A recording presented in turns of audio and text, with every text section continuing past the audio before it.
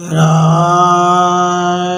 कृष्ण राधे कृष्ण।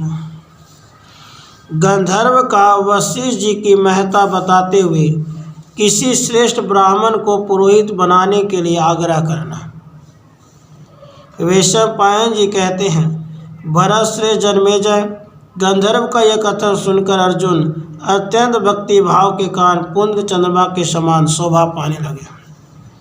फिर महाधनुर्धर कुरुश्रेष्ठ अर्जुन ने गंधर्व से कहा, सखी, वशिष्ठ के तपोबल की बात सुनकर मेरे हृदय में बड़ी उत्कंठा पैदा हो गई है। तुमने उन महर्षि का नाम वशिष्ठ बताया था, उनका नाम यह क्यों पड़ा, इसे मैं सुनना चाहता हूँ। तुम यथार्थ रूप से मुझे बताओ। गंधर्वराज, ये जो हमारे पूर्वजों के पुरोहित थे, वे भगवान वशिष्ठ मुनि कौन हैं, यह मुझसे कहो। गंधर्व ने कहा, वशिष्ठ जी ब्रह्मा जी के मानस पुत्र हैं। उनकी पत्नी का नाम अरुंधति है, जिन्हें देवता भी कभी नहीं जीत सके। वे काम और क्रोध नामक दोनों शत्रु वशिष्ठ जी की तपस्या से सदा के लिए पराभूत होकर उनके चरण दबाते रहे हैं। इंद्रियों को वश में करने के कारण वे वशिष्ठ कहलाते हैं। विश्वामित्र के अपराध से मन में पवित्र क्रोध धारण करते हुए भी उन उदार बुद्धि महर्षि ने कुशिक वंश का समल उच्छेद नहीं किया। विश्वामित्र के द्वारा अपने 100 पुत्रों के मारे जाने से भी संतप्त थे। उनमें बदला लेने की शक्ति भी थी, तो भी उन्होंने असमर्थ की भांति सब कुछ सह लिया एवं विश्वामित्र का विनाश करने के लिए कोई दारुण कर्म नहीं किया। वे अपने मरे हुए पुत्रों को यमलोक में वापस ला सकते थे, परंतु जैसे महासागर अपने तट का उल्लंघन नहीं करता, उसी प्रकार वे यमराज की मर्यादा को लांघने के लिए उद्यत नहीं हुए।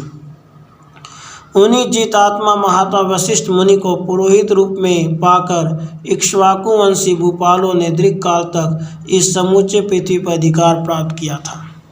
कुरुनंदन, इन्हीं मुनि श्रेष्ठ वशिष्ठ को पुरोहित रूप में पाकर उन नरपतियों ने बहुत से यज्ञ किए थे। पांडव श्रेष्ठ, जैसे बृहस्पति जी संपूर्ण देवताओं का यज्ञ कराते हैं, उसी प्रकार ब्रह्मर्षि वशिष्ठ ने उन संपूर्ण श्रेष्ठ राजाओं का यज्ञ कराया था। इसलिए जिसके मन में धर्म की प्रधानता हो, जो वेदोक्त धर्म का ज्ञाता और मन के अनुकूल हो, ऐसे किसी गुणवान ब्राह्मण को आप लोग भी पुरोहित बनाने का निश्चय करें।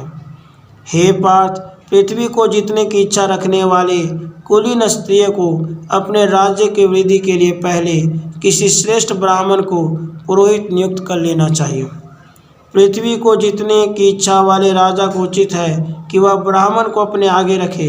अतः कोई गुणवान, जितेंद्रिय, वेदाभ्यासी, विद्वान तथा धर्म, अर्थ और काम का तत्वज्ञ ब्राह्मण आपका पुरोहित हो।